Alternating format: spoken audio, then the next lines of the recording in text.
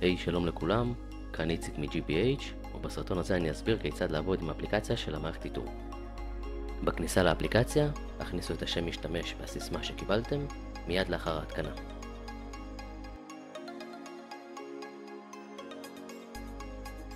במסך הראשי ניתן לראות את המיקום של כלי הרכב ואף את השעה האחרונה שהמערכת שידרה. למטה ניתן לראות את מצב המצבר, אם תקין או לא, מנוע כבוי או דלוק, ומהירות הנסיעה של הכלי בזמן אמת. אימובילייזר. במידה ואתם במסלול פלטיניום, מכאן ניתן לכבות את הכלי מרחוק. כמובן שכלי זה אינו נועד לשימוש יומיומי, אלא אך ורק למקרה של גניבה. על מנת לכבות את כלי הרכב, אנחנו נלחץ על הכפתור של האימובילייזר, ותקפוץ לנו חלונית, ששם נזין מספר הרישוי של כלי הרכב, ולאחר מכן נלחץ על שליחת פקודה. ברגע שהפקודה תגיע ל-100% והמשבצת תהפוך להיות בצבע אדום, זאת אומרת שהמערכת קיבלה את הפקודה והכלי יחובה. על מנת לבטל את הניתוק מרחוק, נחזור שוב פעם על אותה הפעולה.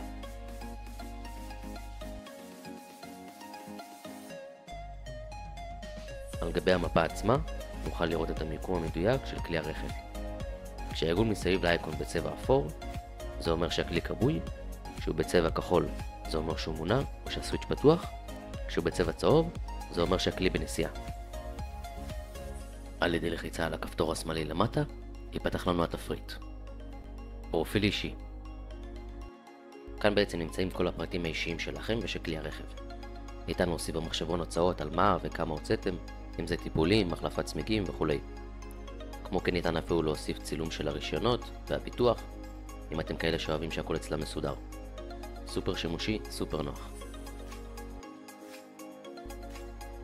מסלולים.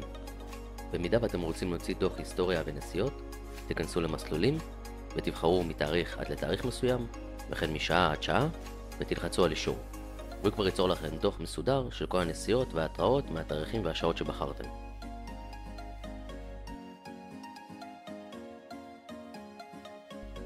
תצוגת לוויין. זה איך אתם רוצים לראות את המפה, אם זה בתור תצוגת לוויין או תצוגת מפה, הכל לפי נוחות העין שלכם. אני אישית מעדיף שהמפה שלי נשארת נקייה. דיווח על גניבה. במידה ואתם מזהים אירוע גניבה, גם לכם ישנה אפשרות להקפיץ את המוקד על ידי שיחת טלפון למוקד המבצעי המופיע לאחר לחיצה על כפתור דיווח על גניבה. יבקשו מכם פרטים אישיים שלכם ושל כלי הרכב, והם כבר יצאו לשטח. חשוב להדגיש, המוקד המבצעי נועד אך ורק למקרה של גניבה ולא לתקלות טכניות. הגדרות. על מנת להגדיר את החיישן זעזוע וכן דברים נוספים, ניכנס להגדרות, מיד לאחר מכן להגדרות GBH, ואז לחיישן זעזוע. בתור התחלה, אני ממליץ להרים את הרמת רגישות למקסימום, על מנת שתבינו עד כמה המערכת יודעת להיות רגישה, ולאחר מכן נשחק עם הרמת הרגישות בהתאם לצרכים שלכם.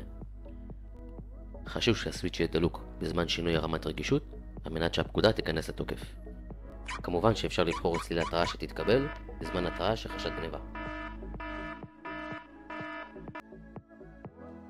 כמו כן, גם בהתראות של מנוע כבוי ומנוע הופעל, ניתן לבחור את צלילי ההתראה, כך שעל ידי שמיעה בלבד תוכלו להבין באיזו התראה מדובר.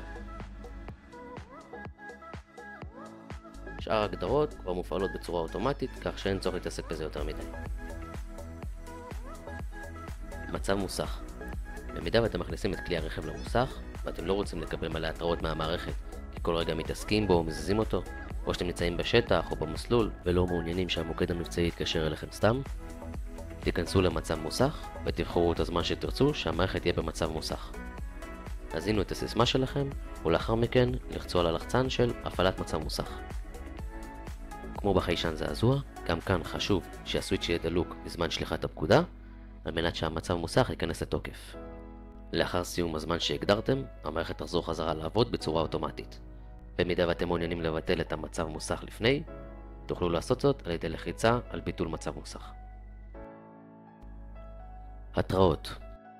כאן בהתראות תוכלו לראות את כל היסטוריית ההתראות האחרונות מכלי הרכב. אז לאחר שהגדרנו את הכל, איך אנחנו עובדים עם המערכת בעצם? כשאתם מגיעים אל כלי הרכב, אם מיד תתיישבו עליו, תניעו ותיסעו, הכל יעבוד תקין, רק שמיד לאחר מכן תקבלו התראה של חשד גניבה, כי קודם כל התיישבתם והפעלתם את החיישן זעזוע. ביטול של החיישן זעזוע מתבצע על ידי פתיחה חוקית של הסוויץ' למשך 10 עד 12 שניות, ולאחר מכן יהיה ניתן להתעסק עם הכלי מבלי לקבל התראות של חשד גניבה. 3 דקות מרגע סגירת הסוויץ' תתקבל התראה של מערכת נדרכה. מאותו רגע, החיישן זעזוע יתחיל לעבוד בצורה אוטומטית. בעצם אלו 3 דקות שמשאירות לכם אם תרצו לקשור או לחסות, או אפילו להוציא דברים מהכיסא או מהארגזים. אם יש לכם שאלות נוספות, ניתן ליצור איתנו קשר במספר הטלפון המופיע כאן למטה, או שילחו לנו וואטסאפ ונחזור אליכם בהקדם. שמחים שבחרתם GBH, תודה רבה והמשך יום טוב.